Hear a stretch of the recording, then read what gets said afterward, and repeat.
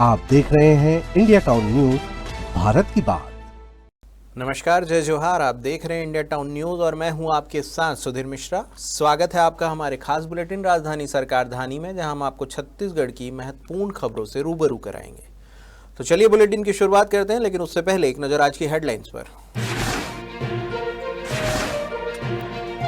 परीक्षा परिणाम सुधारने की कवायद, 22 अफसर करेंगे स्कूलों की मॉनिटरिंग, वास्तविक स्थिति से होंगे रूबरू।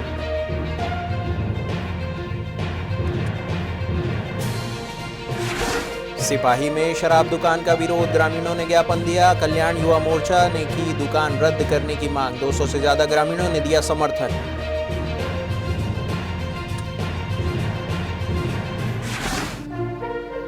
कमार जनजाति के ग्रामीणों की पदयात्रा, विकास कार्यों और मूलभूत सुविधाओं की मांग, दिल्ली कूच की भी योजना की तैयारियां चल रही।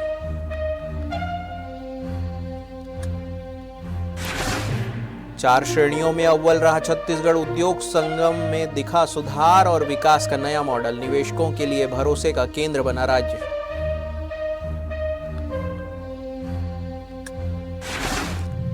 पानी भरे गड्ढों में गिरकर हाथियों की मौत, मामले में हुई सुनवाई, हाईकोर्ट ने जताई नाराजगी, सरकार से शपथ पत्र में मांगा जवाब।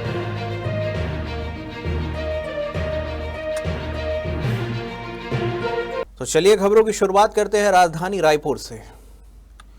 शिक्षा गुणवत्ता में सुधार और बोर्ड परीक्षा में बेहतर रिजल्ट लाने के लिए स्कूल शिक्षा विभाग द्वारा जारी गाइडलाइन का कितना पालन जिलों और स्कूलों में हो रहा है, इसकी मॉनिटरिंग करने के लिए 22 राज्य स्तरीय अफसरों को जवाबदारी सौंपी गई है। ये अफसर अपठित जिलों में जाकर अधिकारियों की न केवल बैठक लेंगे, बल्कि स्कूलों का निरीक्षण कर वास्तविक स्थिति से रूबरू होंगे।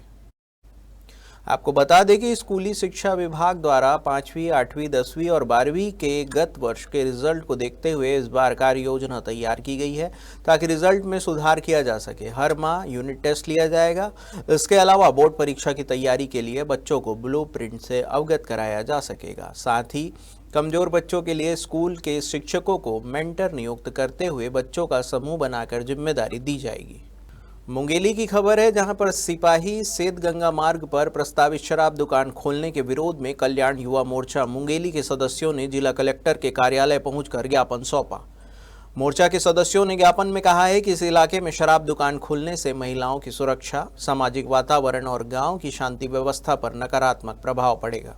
ज्ञापन में यह भी जिक्र किया गया है कि सिपाही, भाटामुड़ा, सेमरकोना और गोरखपुर सहित लगभग 200 से 250 ग्रामीण इस प्रस्ताव का विरोध कर रहे हैं। ज्ञापन सौंपते समय मोर्चा ने शराब दुकान खोलने की प्रक्रिया तुरंत रोकने और ग्रामीणों की भावना एवं सुरक्षा को ध्यान में रखते हुए इस प्रस्ताव को रद्द करने की मांग की।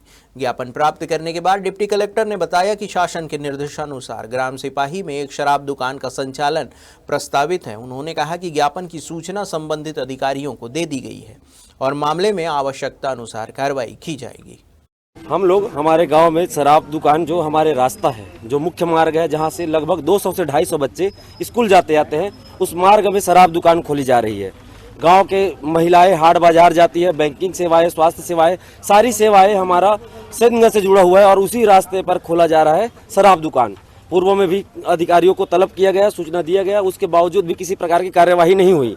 और हम चाहते हैं समस्त ग्रामवासी कि किसी भी प्रकार से हमारे गांव और उससे लगे हुए गांव सेमरकोना, भाटापुर का किसी भी गांव के निवासियों को और आमजन को इससे परेशानी ना हो। एक तो सकरा मार्ग है जिससे आने जाने में बाधा उत्पन्न होगी और वो क्षेत्र पूरा किसानी और पिछड़े आबादी में आती है और पिछड़े आबादी के साथ इस प्रकार का अन्याय, जहां 90% वोट भाजपा को जाता हो और भाजपा के शासन में इस प्रकार का अन्याय, कहीं ना कहीं ये सिपाही गांव के लिए, सेमरकोना गांव के लिए, भाटापुर का गांव के लिए दुर्भाग्य से कम नहीं है।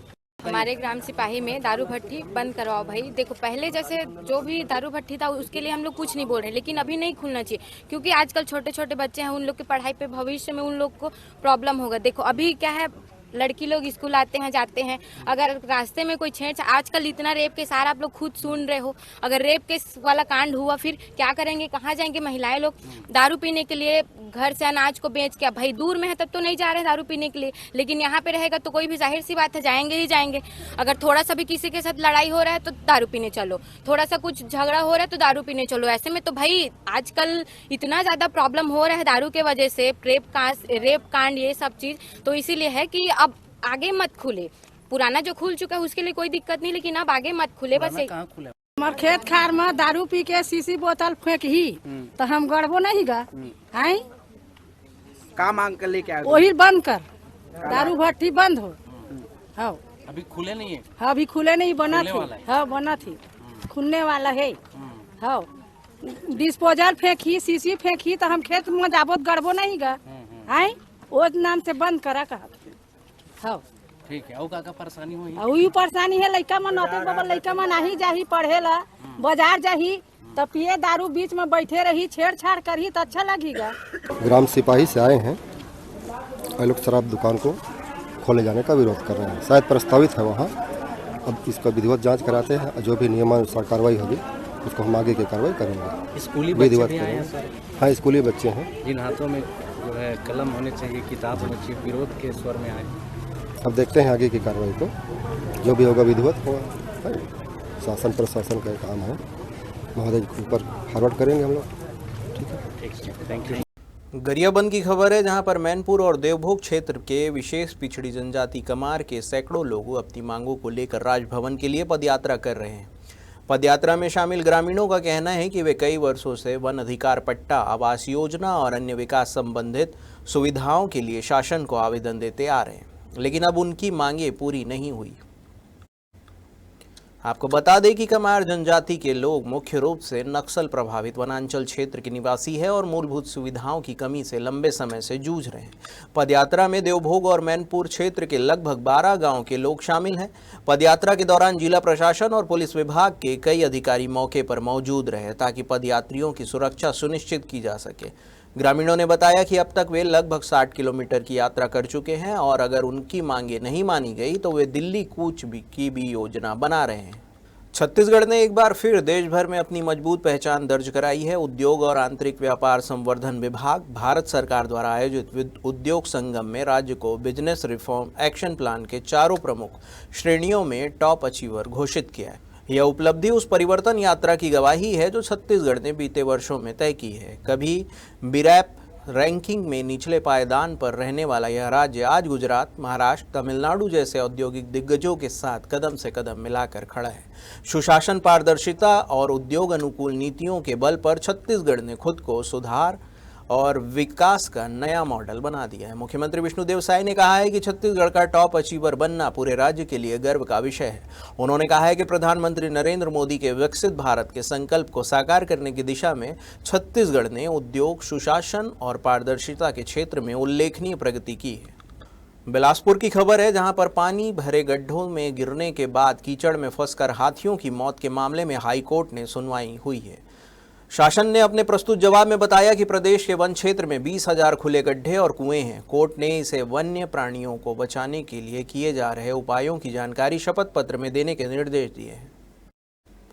सुनवाई के दौरान कोर्ट कमिश्नर के डिवीजन बेंच को बताया कि हाल ही में बलौदाबाजार जिले में बार नवापारा अभ्यारण्य के ग्राम हरदी में भी 3 हाथी और उसका शावक सूखे कुएं में गिर गए थे, जिन्हें जेसीबी की मदद से निकाला गया था। हाईकोर्ट ने पूछा कि ऐसे सूखे कुओं और गड्ढों की कवरिंग के लिए क्या कर रहे हैं।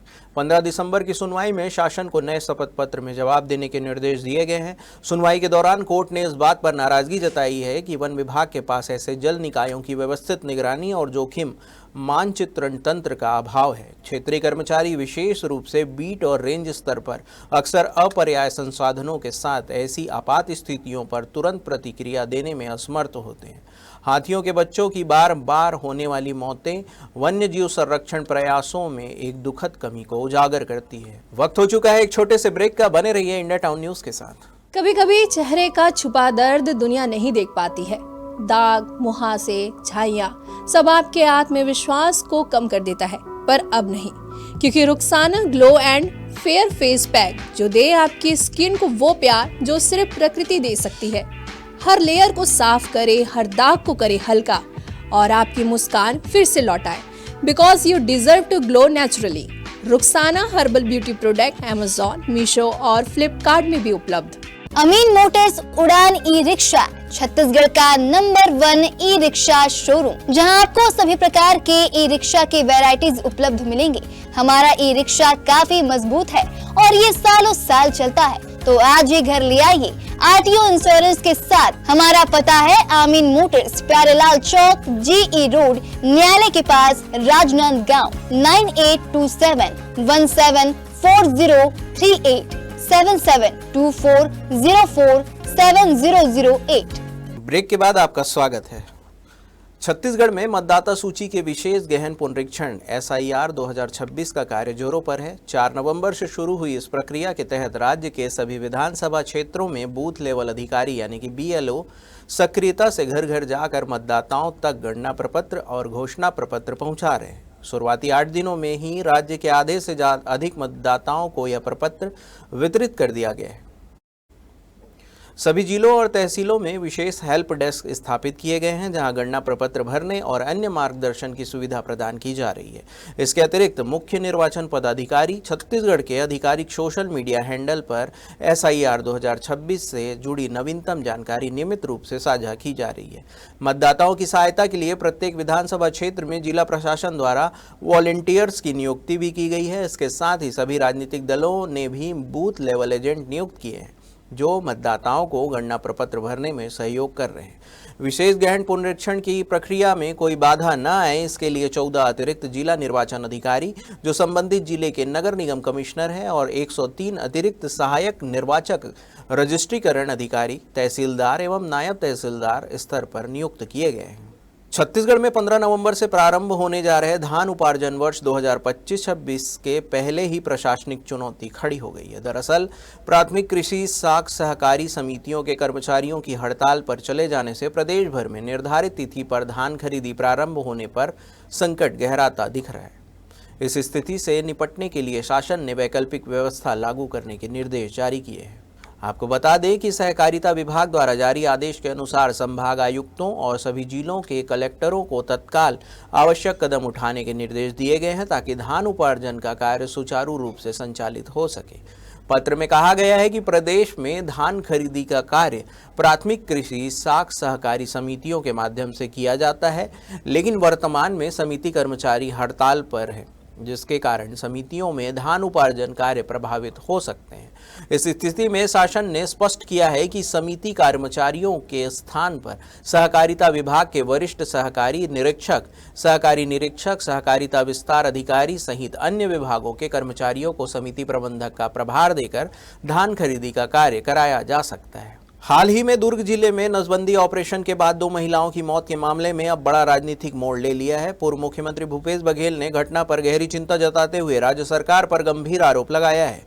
उन्होंने कहा है कि पूरे छत्तीसगढ़ में व्यापक पैमाने पर दवाइयों में गड़बड़ी हो रही है। जब भी भाजपा की सरकार आती है तब नकली दवाइयों की सप्लाई बढ़ जा रही थी। भूपेश बघेल ने याद दिलाया कि प्रदेश में पहले भी नसबंदी कांड और गर्भाशय कांड जैसे गंभीर मामले सामने आ चुके हैं और अब एक बार फिर नसबंदी कांड में 2 लोगों की मौत से राज्य की स्वास्थ्य व्यवस्था पर सवाल उठ रहे हैं। उनका कहना है कि यह घटनाएं किसी एक जिले तक सीमित नहीं है, बल्कि पूरे प्रदेश में दवाइयों की गुणवत्ता को लेकर बड़ा खेल चल रहा है। बघेल ने कहा है कि कई लोगों ने मुझसे कहा है कि अब वे सरकारी दवाइयों का उपयोग नहीं करेंगे क्योंकि उन्हें भरोसा नहीं रहा। पूर्व सीएम बघेल ने इस पूरे मामले की उच्च स्तरीय जांच की मांग करते हुए कहा है कि अगर सरकार ने समय रहते कदम नहीं उठाया तो यह समस्या और भयावह रूप ले सकती है। महतारी वंदन योजना के लिए KYC अनिवार्यता के नाम काटने वाले कांग्रेस के आरोप पर विधायक पुरंदर मिश्रा ने हमला बोला है।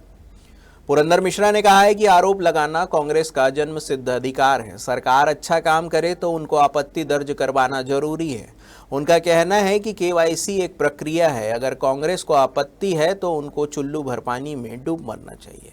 पिछले 2 सालों में पूरी तरह से महतारी वंदन योजना की राशि दी जा रही है। हम अंत्योदय के सिद्धांत पर चलते हैं।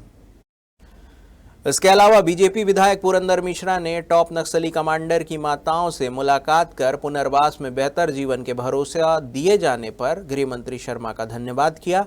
विधायक ने कहा है कि छत्तीसगढ़ में 8 साल कांग्रेस सरकार में रही, लेकिन 8 नक्सलियों का भी आत्मसमर्पण नहीं करवा पाई। कांग्रेस नक्सलियों से मिलकर छत्तीसगढ़ को बर्बाद करना चाहती थी, इसके लिए कांग्रेस की निंदा करता हूं। गृह मंत्री शर्मा का धन्यवाद। उन्होंने नक्सलियों के परिवार वालों को समझाइश दी, ऐसा उन्होंने कहा। बिहार चुनाव के एग्जिट पोल में एनडीए को बहुमत मिलते देख प्रदेश के भाजपा नेताओं में खुशी का ठिकाना नहीं है। उप मुख्यमंत्री अरुण साव ने इसका इजहार करते हुए कहा कि बिहार का वातावरण समझ में आ रहा है।